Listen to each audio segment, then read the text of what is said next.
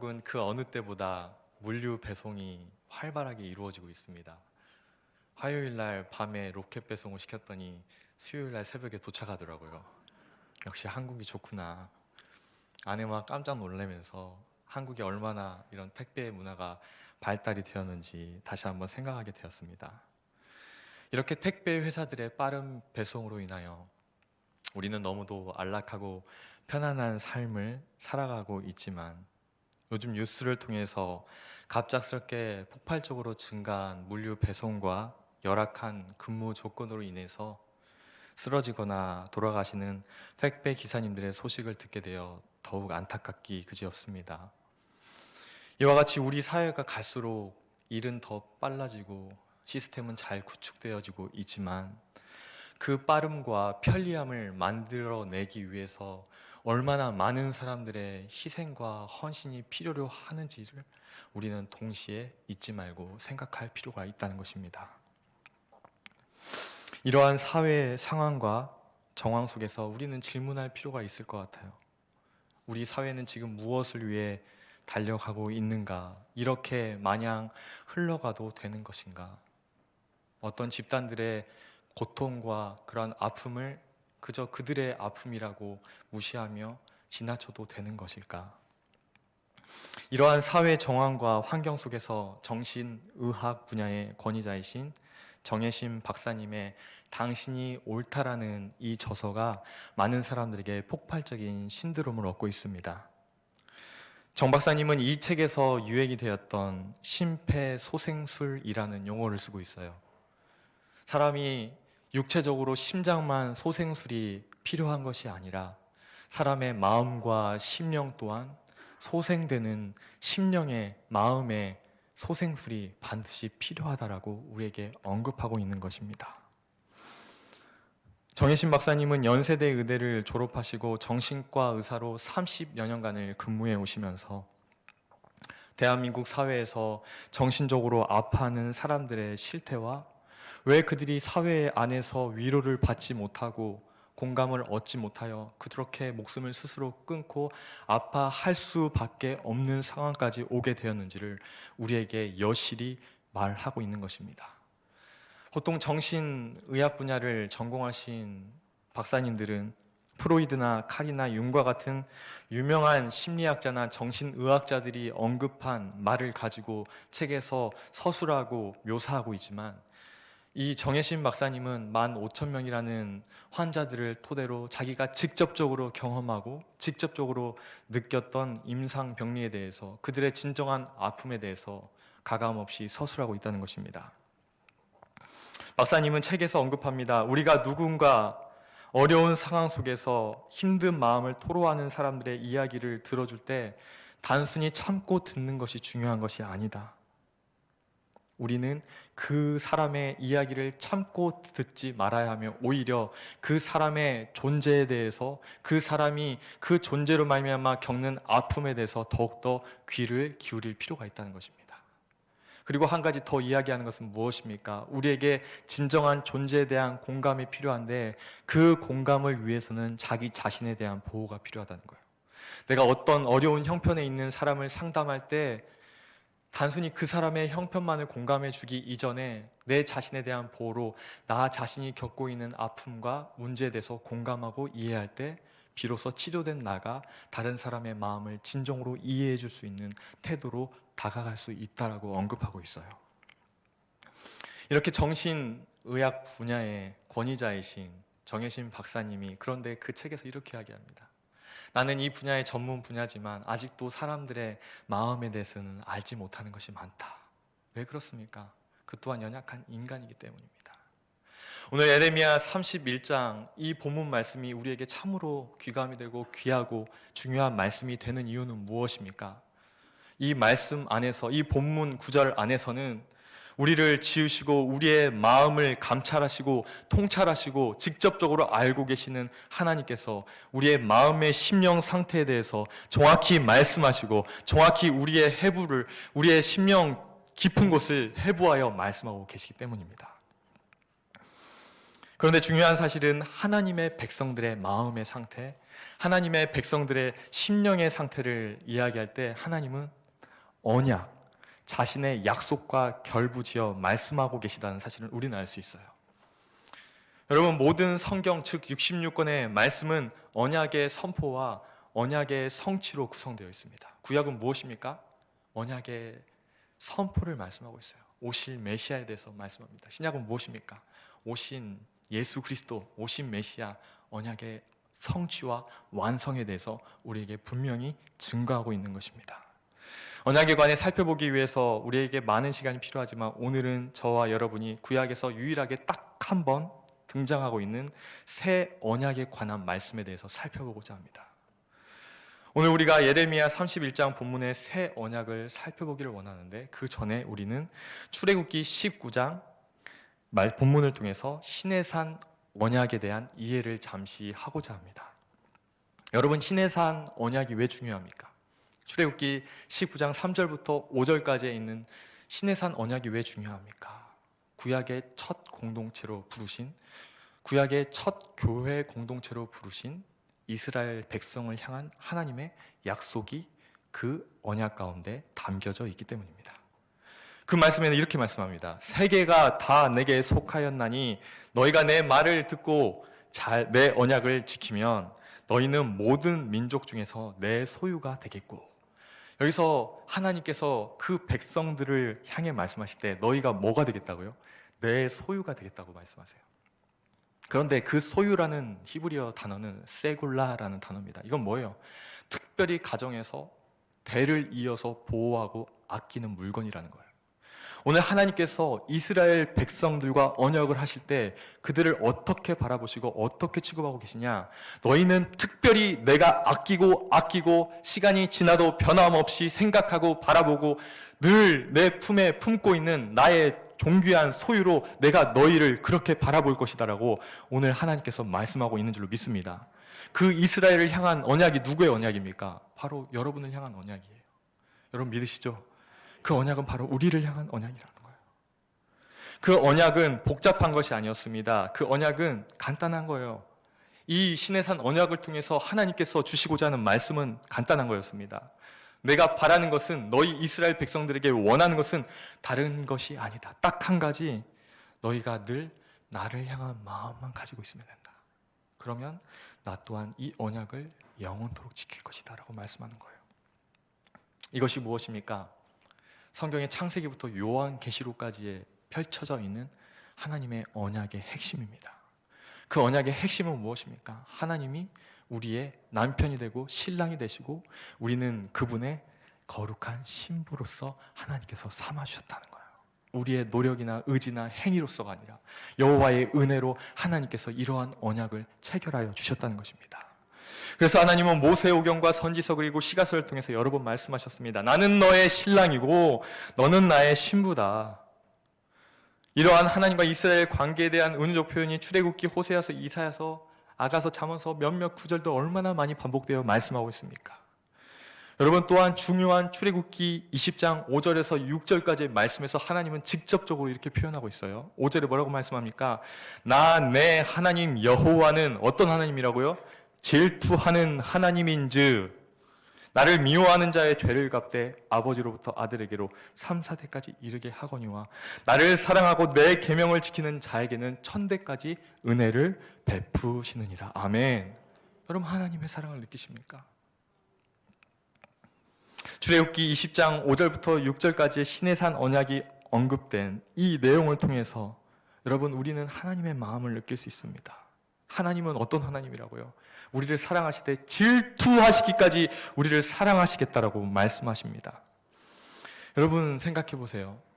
우리가 어떤 대상과 결혼하기 전에, 여러분 자녀들도 여울 때도 그렇고 자녀들 볼 때 어때요? 결혼하기 전에 많은 문제가 있지만 그래도 끝까지 결혼 가는 이유가 뭐예요? 결혼하는 이유가 뭡니까? 예식장까지 들어갈 때. 그래도 그 두 사람이 서로에 대한 마음이 변하지만 않으면 결혼식장까지는 들어가는 거예요, 여러분. 그 이유로는 모르겠지만. 그래서 하나님의 사랑도 마찬가지입니다. 무조건 사랑이신데 하나님은 딱 한 가지 전제 조건, 필요한 게 있어요. 필수가 뭐예요? 하나님을 향한 마음을 변하지 말라는 거예요. 하나님을 향한 마음을 잊지 말라는 것입니다. 제가 군대를 제대하고 전임전도사 사역을 하면서 인생의 동반자를 만날 준비를 하게 되었는데, 제가 결혼식을 일주일 앞둘 때까지 프로포즈를 하지 못한 거예요. 남들은 호숫가에서 멋진 카페도 빌리고, 어떤 사람은 돈이 많아서 축구장에 전광판을 빌려서 멋지게 막 프로포즈를 했다고 하지만, 저는 그때 군대를 제대한 지 9개월밖에 안 됐기 때문에 머리가 단순했습니다. 몰랐어요. 제가 생각한 아이디어는 뭐였냐면, 청년 회장이었기 때문에 아내가 청년들 앞에서 멋있게 교회당에 모여가지고 축하를 해주는 거예요. 제가 그 아이디어를 기도하면서 생각해서 아내에게 말하기 전에, 아내에게 말을 하면 안 되잖아요. 처제에게 이야기를 했습니다. 처제가 그러는 거예요. 형부, 장가가기 다 틀렸다고. 우리 언니가 제일 싫어하는 스타일이라고. 그냥 집에서 조용히 하는 게 나을 거라고. 조언을 잘 들었습니다. 그래서 프랭카드도 준비를 하고요, 예쁜 초도 사고요, 불러줄 노래도 준비했는데 뭔가 어색하잖아요. 뭐가 있어야 돼요? 반지나 뭐가 있어야 하잖아요. 저는 목걸이를 준비했습니다. 부산에서 가장 유명한 금은방에 처제랑 같이 가게 됐어요.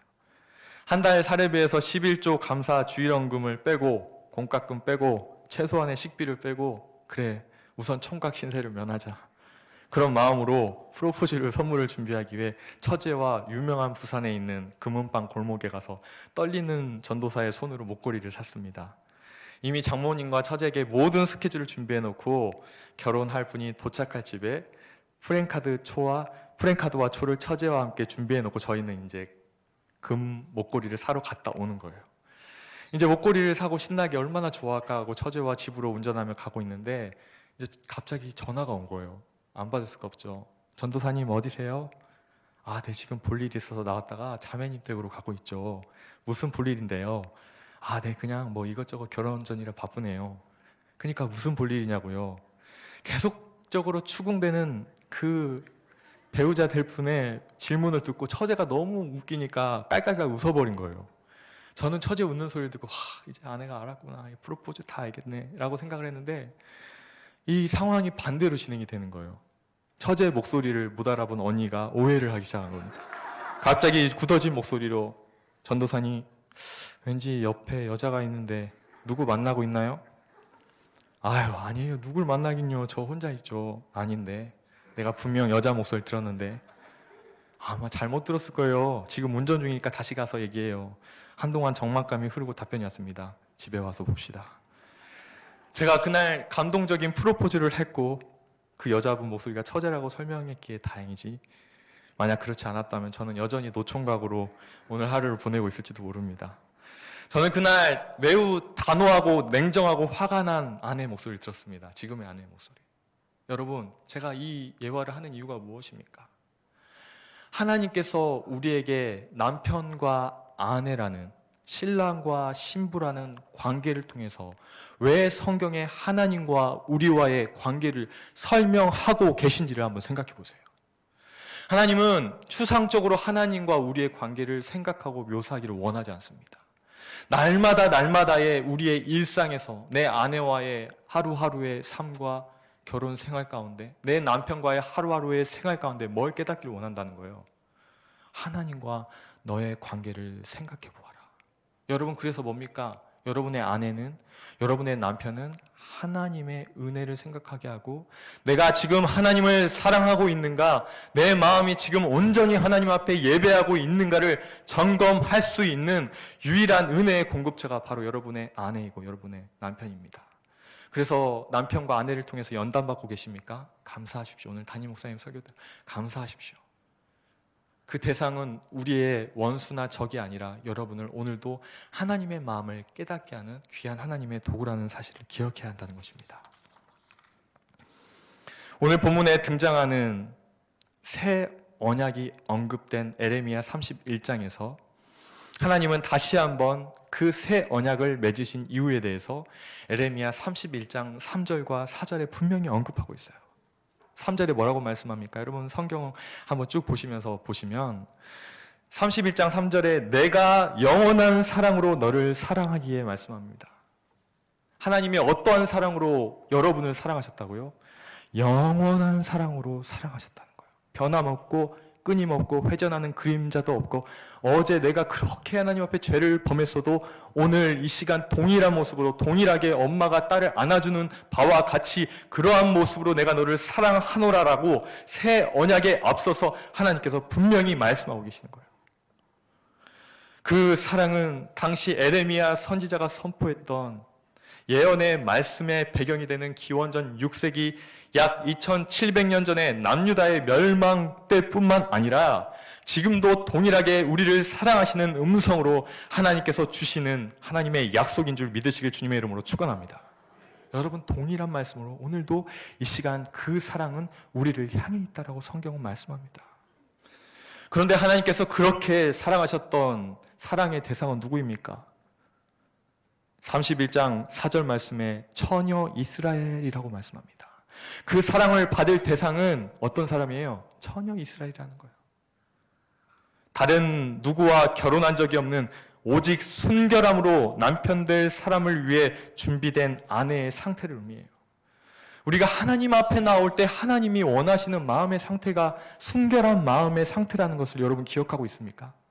예배에는 나왔지만 우리 마음이 순결한 마음의 상태가 아니라 하나님으로 가득 차 있는, 남편을 향한 그러한 사랑으로 가득 차 있지 않는, 영적 남편만을 바라보지 않는 마음으로 나왔을 때는 하나님께서 너는 처녀 이스라엘이 아니라고 말씀하시는 거예요. 오늘 우리가 예레미야 31장의 새 언약의 의미를 제대로 이해하기 위해서는 이러한 하나님의 마음과 심정을 알아야 합니다. 그래서 하나님은 구약 성경을 통해서 새 언약을 말씀하시기 전에 계속해서 행위 언약에 대해서도 언급하셨어요. 여러분, 그래서 구약 성경은 무엇으로 구성이 됩니까? 하나님의 행위 언약과 우리에게 요구하신 행위 언약과 그분께서 값없이 주시는 은혜의 언약을 통해서 오늘 우리에게 두 가지로 말씀을 하고 계십니다. 행위 언약은 무엇입니까? 그 행위 언약을 통해서 우리는 여전히 죄인이며 하나님의 말씀대로 우리가 살 수 없는 죄인임을 깨닫고 느끼기 위해서 하나님은 행위 언약을 우리에게 말씀하셨어요. 그런데 은혜의 언약은 무엇입니까? 우리가 그 행위 언약에 따라 말씀을 지키지 못했을지라도 하나님은 우리를 변함없는 사랑으로 버리지 않고 너를 품겠다라고 말씀하시는 거예요. 그 두 가지 언약을 통해서 하나님의 완전한 사랑이 구약 성경에서도 나타나 있는 줄로 믿습니다. 그런데 그 은혜의 언약 중에서도 값진 언약이 바로 새 언약이라는 것입니다. 여러분, 창세기 그리고 신명기, 출애굽기 19장 5절을 통해서 우리가 계속해서 행위 언약을 볼 수 있는데 제가 잠깐 언급해 드리겠습니다. 창세기 2장 16절부터 17절까지 행위 언약에 대해서 말씀하는데 금지의 명령과 그에 따른 형벌에 대해서 말씀합니다. 여호와 하나님이 그 사람에게 명하여 이르시되 동산 각종 나무의 열매는 내가 임의로 먹되 선악을 알게 하는 나무의 열매는 먹지 말라. 내가 먹는 날에는 반드시 죽으리라. 뭐라고 말씀하시죠? 먹지 말라라고 금지의 명령을 말씀하십니다. 어떻게 되겠다고요? 먹는 날에는 정령 죽으리라. 여러분, 이 명령에 우리가 순종하게 되었습니까? 못하게 되었습니까? 아담과 하와가 순종하지 못해 실패했습니다. 또 한 가지 중요한 언약은 무엇입니까? 출애굽기 19장 5절입니다. 너희가 내 말을 잘 듣고 내 언약을 지키면 너희는 모든 민족 중에서 내 소유가 되겠고라고 말씀하십니다. 조건문 언약을 주시죠. 그러나 그 언약을 이스라엘 백성들이 출애굽한 후에 지켰습니까? 못 지켰습니까? 지키지 못했습니다. 마지막으로 중요한 에레미야서와 신학적으로 매우 연결되고 있는 신명기 말씀이 있습니다. 신명기 30장 19절부터 29절, 그 중에서 19절 말씀이 중요합니다. 내가 오늘 하늘과 땅을 불러 너희에게 증거를 삼노라. 내가 생명과 사망과 복과 저주를 내 앞에 두었으니. 하나님이 뭐예요? 하나님의 백성인 내 앞에 생명과 저주와 축복을 내 앞에 두었다는 거예요. 모든 것이 뭐예요? 하나님의 백성인 너의 행위로 말미암아 내가 축복을 받기도 하고 저주를 받기도 할 거라 말씀하십니다. 실패했습니까? 성공했습니까? 실패했습니다. 이 언약들을 통해서 우리는 완전히 죽을 수밖에 없는 죄인임을, 완전히 멸망할 수밖에 없는 존재임을 성경은 분명히, 율법은 분명히 우리에게 고발하고 있는 것입니다. 어떻게 해야겠습니까? 어떻게 우리가 이 저주와 죽음에서 벗어날 수 있겠습니까? 여러분, 우리는 이 행위 언약과 더불어서 오늘 성경이 또 한 가지 말씀하고 있는 중요한 부분에 대해서 추가적으로 살펴볼 것이 있습니다.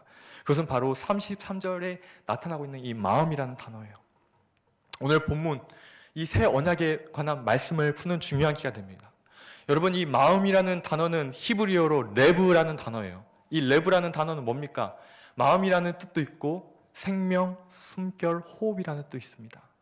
왜 여러분 마음이라는 한 단어를 레브라고 하지 않고 생명과 숨결이라는 호흡이라는 단어를 연결시켜 놨습니까? 한 단어 안에 동시에 의미를 가지고 있었습니까? 왜냐하면 히브리 사고방식에는 우리의 마음을 지키지 않으면 죽을 수밖에 없는 존재라는 것을 그들은 알고 있었습니다. 그래서 잠언 4장 23절에 중요한 말씀이 있습니다. 모든 지킬 만한 것 중에서 내 마음을 지키라. 생명의 근원이 이에서 남이니라. 마음을 지키지 못하면, 마음을 붙들지 못하면 뭐예요? 너의 생명도 지키지 못하는 것으로 알라는 거예요. 여기서 지킨다는 히브리어 단어는 샤말입니다. 샤말이라는 단어는 무엇입니까? 파수꾼이 아침부터 저녁까지, 저녁부터 새벽까지 자기의 성을 지키기 위해서 눈도 깜빡하지 않고 적들을 향해 계속해서 눈을 뜨고 뜬 눈을 세우며 자기의 성읍을 지키는 행동을 샤말이라는, 지키다라는 단어를 쓰고 있어요. 그 동사는 계속적인 의미를 가지고 있습니다. 오늘 우리가 하나님 앞에서 우리의 마음을 순결하게 지킬 때 어떻게 지켜야 한다는 거예요? 오늘 은혜 받았으니까 지키고 내일은 못 지키는 그런 상태가 아니라 변함없이 신실하게 하나님이 우리를 사랑했던 것처럼 우리 또한 그분 앞에 마음을 지켜야 그것이 바로 하나님이 받으시는 하나님의 처녀 이스라엘의 모습이고 삶이라는 것입니다. 여러분, 전도서에서는 무려 46번이나 이 레브라는 마음이라는 단어를 사용하고 있어요. 놀랍죠?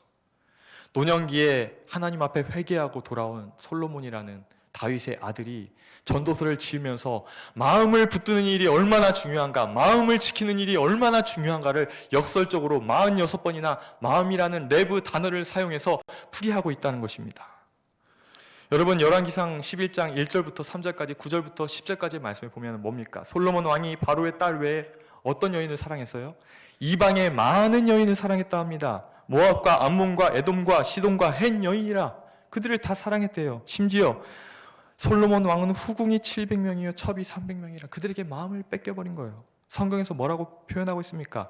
11장 2절과 11장 9절에서 뭡니까? 그들이 솔로몬의 마음을 어떻게 했다고요? 돌려버렸대요. 마음을 돌이키게 했다는 거예요. 그래서 그 이후에 하나님이 그에게 몇 번 나타나십니까? 2번이나 하나님께서 솔로몬이 1000번째를 드리며 그토록 사랑했던 하나님께서 나타났음에도 불구하고 솔로몬은 그 하나님의 임재에도 하나님의 말씀을 거부합니다. 계속해서 타락의 길을 걷습니다.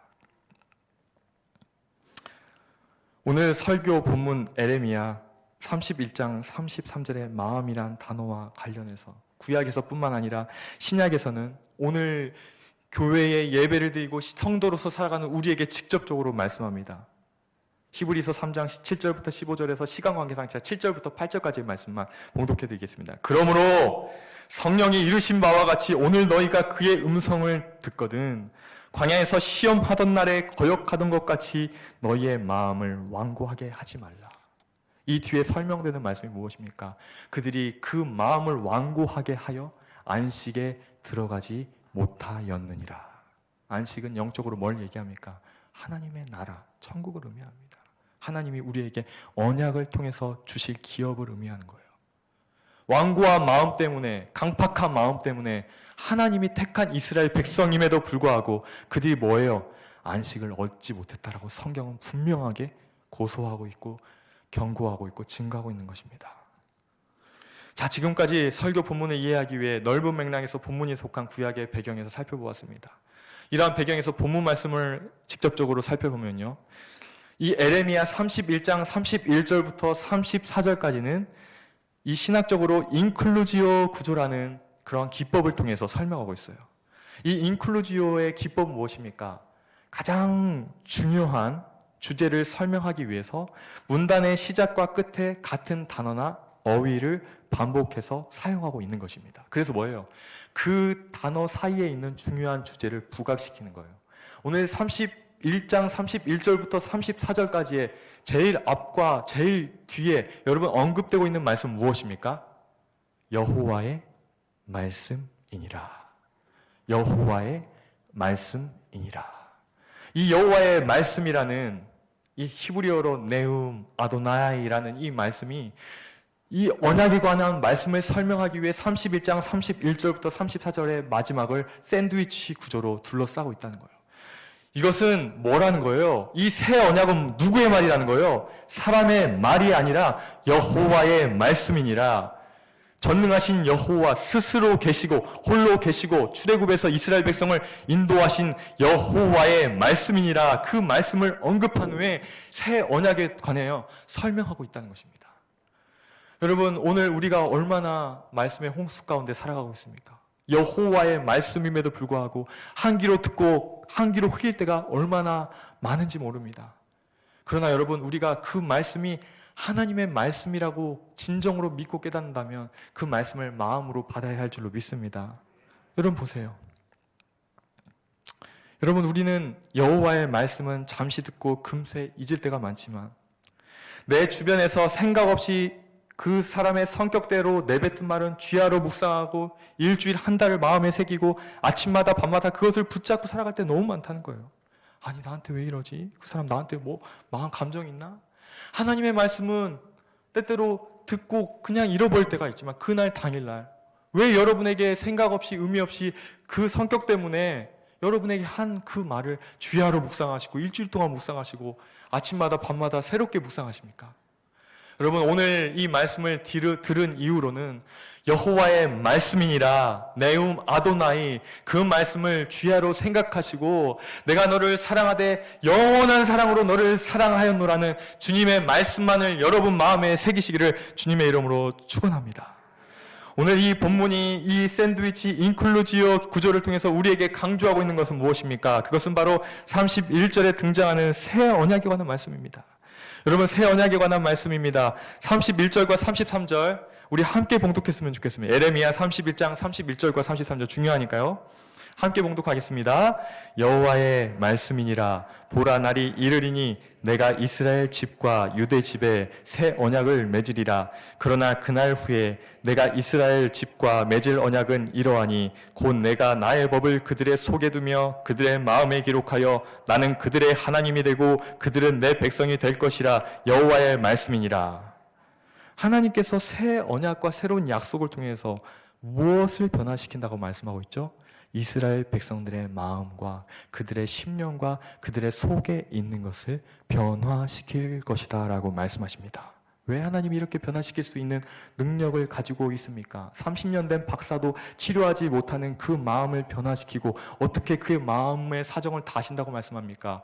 하나님은 우리의 마음을 지으신 우리의 아버지이시기 때문인 줄로 믿습니다. 마음은 원이지만 늘 육신이 약하여 하루에도 12번씩 바뀌고 변하고 죄에 넘어지는 이스라엘 백성들의 마음은 오늘 누구와 같습니까? 구원받은 백성으로 특별한 부르심을 받았음에도 여전히 삶은 죄로 물들어 바벨론의 포로로 끌려가기까지 넘어진 그들의 모습은 누구를 나타내고 있습니까? 오늘도 주님 앞에 말씀대로 살겠다고 다짐은 하지만 이스라엘 백성이 하나님과의 언약을 깨트린 것처럼 오늘 우리의 모습을 통해서 하나님이 마음 아파하시며 이 본문 말씀을 우리에게 주시는 것입니다. 이 본문 말씀을 통해서 우리에게 체크하라 말씀하시는 것입니다. 사랑하는 여러분, 사람 마음을 바꾸는 일이 쉽습니까? 하루에도 12번씩 바뀌는 사람의 마음을 누가 바꿀 수 있습니까? 그러나 보십시오. 오늘 31장 34절 후반부에 새 언약의 내용이 이렇게 언급되어 있습니다. 내가 그들의 악행을 사하고 다시는 그 죄를 기억하지 아니하리라. 여호와의 말씀이니라. 무엇이 이 일을 하신다고요? 여호와의 말씀. 말씀이 육체 가운데 이 땅에 오신 예수 그리스도께서, 오신 메시아께서 우리의 마음을 바꾸는 일을, 우리의 마음을 새 마음으로 변화시키고 새롭게 하는 일을 행하시겠다고 주님께서 말씀하여 주시는 것입니다. 이 새 언약을 보십시오. 주목하십시오. 그 약속의 말씀 언약 위에, 그 약속 위에 우리를 위한 주님의 거룩하고 찢긴 몸이, 찢긴 피와 살이 흥건하게 젖어 있는 것입니다. 고린도전서 11장 25절부터 26절에서 바울은 이렇게 언급하고 있습니다. 식후에 또한 그와 같이 잔을 가지시고 이르시되 이 잔은 내 피로 세운 새 언약이니 이것을 행하여 마실 때마다 나를 기념하라 하셨으니 너희가 이 떡을 먹으며 이 잔을 마실 때마다 주의 죽으심을 그가 오실 때까지 전하는 것이라. 그가 오실 때까지 그것을 전하라. 왜냐하면 그 새 언약은 성령께서 보증하심으로 말미암아 그가 오실 때까지 너희에게 유효하며 너희에게 놀라운 능력을 행하실 언약이기 때문이라고 말씀하시는 것입니다. 사랑하는 성도 여러분, 하나님은 이 언약이 유효하도록 예수 그리스도를 보내셨을 뿐만 아니라 구원의 보증으로 성령을 오늘 우리에게 보내주신 줄로 믿습니다. 작은 자로부터 큰 자까지 더 이상 하나님을 알라 하는 필요가 없을 정도로 하나님께서 우리 마음에 하나님을 깨닫고 예수 그리스도를 깨닫고 우리의 보증이 되시는 성령을 깨달을 수 있도록 우리 마음의 구원의 눈을 열어주시고 우리 마음의 은혜의 눈을 열어주신 줄로 믿습니다. 여러분, 그럼 무엇이 문제입니까? 오늘 우리의 삶을 돌아보십시오. 그럼 우리의 신앙에 무엇이 문제입니까? 여러분, 코로나 때문에 우리의 믿음이 떨어졌습니까? 코로나만 아니었으면 우리의 믿음이 문제가 없었습니까? 오늘 성경 말씀에 엑스레이에 우리 자신의 마음을 스캔해 볼 필요가 있다고 성경은 말씀합니다. 체크할 시간이 필요하다고 말씀합니다. 성경이 뭐라고 말씀하십니까? 그 어떤 것도 코로나 때문에가 문제가 아니라 내 마음의 문제라라고 성경이 정확히 말씀하시는 것입니다.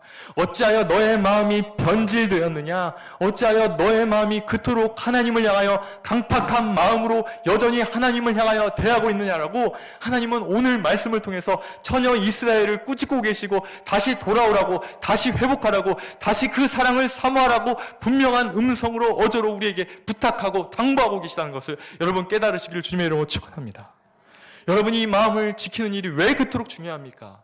이 마음의 성소에서 우리는 예수 그리스도를 구주로 영접하기 때문입니다. 이 마음에서 믿어 의에 이르고 구원에 이르는 역사가 우리의 입술뿐만 아니라 마음에 믿어 하나님 앞에 나아가는 역사가 일어나기 때문에 하나님은 무릇 지킬 만한 것보다 내 마음을 지키라 생명의 근원이 이에서 남이니라고 선포하고 계시는 거예요. 사랑하는 성도 여러분, 이제 말씀을 맺고자 합니다. 에레미야 31장 31절부터 34절 말씀을 통해서 하나님께서 오늘을 살아가고 있는 우리에게 말씀하고 계십니다. 무엇을 말씀하고 무엇을 밝히 보여주고 계십니까? 그것은 어떠한 상황과 환경에 내가 지금 처해 있을지라도 너는 하나님의 사람임을, 예수 그리스도의 소중한 신부임을, 너의 정체성을 절대로 놓치지 말고 잊지 말고 살아야 한다고 말씀하는 것입니다.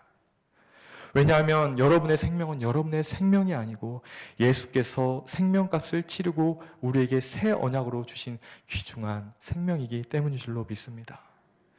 물론 내 자신의 마음 상태는 나도 모르게 굳어져 버리고 강팍해져 버려서 솔로몬에게 2번이나 나타나신 하나님의 임재에도 그가 알지 못했던 것처럼 여전히 우리는 하나님의 임재 앞에 반응하지 못하고 있는지 몰라요. 지금 우리의 모습이.